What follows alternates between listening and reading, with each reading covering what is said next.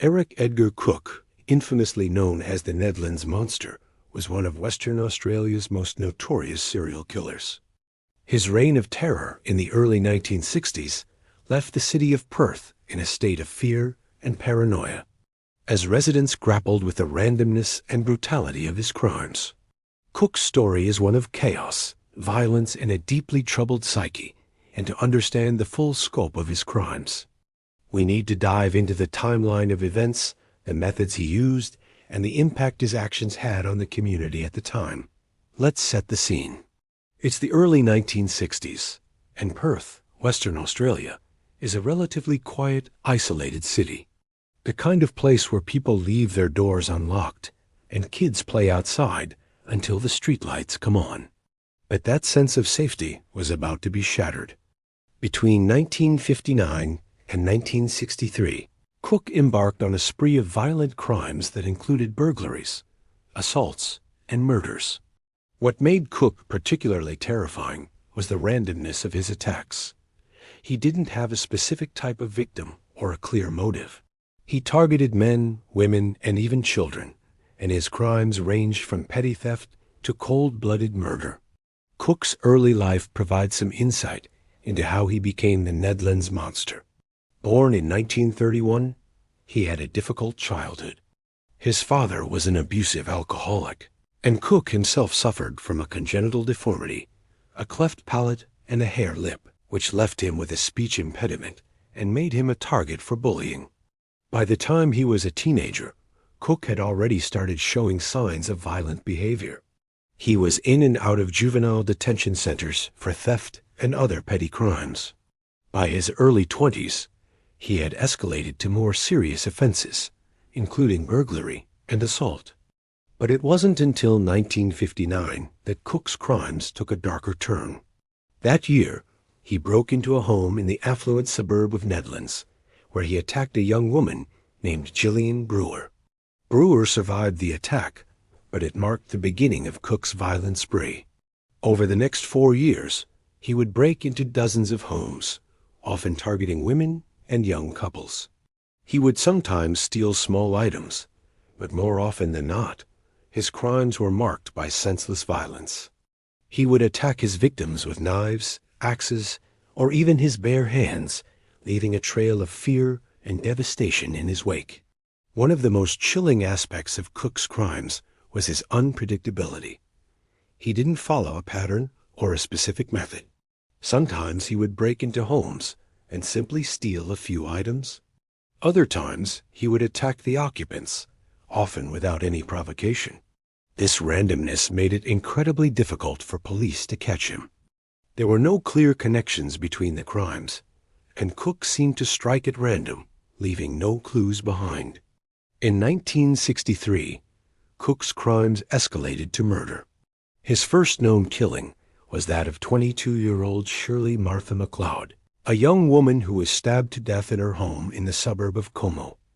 McLeod's murder sent shockwaves through the community, but it was just the beginning. Over the next few months, Cooke would go on to kill 7 more people, including a pregnant woman and a young child. His victims were chosen at random, and the brutality of his attacks left the city in a state of panic. One of the most infamous incidents during Cooke's spree was the murder of 33-year-old Rosemary Anderson and her 22-month-old son, Gregory. Cooke broke into their home in the middle of the night and attacked them with an axe. Rosemary was killed instantly, but Gregory survived the initial attack and was rushed to the hospital. Tragically, he died a few days later from his injuries. The murder of a young child was particularly shocking, and it galvanized the police to intensify their efforts to catch the killer. Cooke's crimes weren't limited to murder. He also committed a series of sexual assaults, often targeting young women who were alone in their homes. In one particularly disturbing case, he broke into a home and attacked a 17-year-old girl, leaving her with serious injuries. The girl survived, but the attack left her traumatized and added to the growing sense of fear in the community. By this point, the police were under immense pressure to catch the killer. The media had dubbed him the Nedlands Monster, and the public was demanding answers. But Cooke was a difficult suspect to pin down. He had no criminal record for violent offenses, and he didn't fit the typical profile of a serial killer. He was married with children and held down a steady job as a painter and decorator.